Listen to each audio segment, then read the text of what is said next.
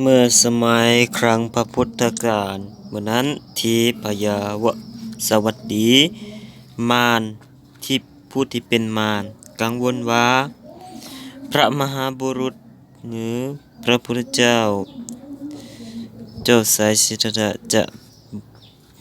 หลุดพ้นจากอำนาจของตนจึงเข้ามาโจมตีก่อกวนด้วยปาฏิหาริย์ต่างๆแต่ก็บ่มีผลหยังพระมหาบุรุษทรงระลึกถึงบารมี10ประการเป็นเหตุให้แม่นางพระธรณีปรากฏขึ้นมาเป็นสักขีพยานจนเฮ็ดให้พญาวสวัสดีมารและเสนามารปราศัยไปนั่นก็เป็นการอธิษฐานของ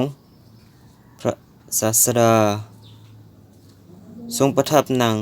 หันหลังเข้าหาต้นสีมหาโพธิ์หันหน้าไปทางทิศตะวันออกแล้วทรงอธิษฐานว่าถ้ายังบ่ได้ตรัสรู้พระอนุตตรสัมมาสัมโพธิญาณจะบ่ลุกขึ้นจากบัลลังก์นี้ถึงแม้นว่าเลือดและเนื้อจะเหือดแห้งไปก็ตามแล้วหันก็นั่งลงบัลลังก์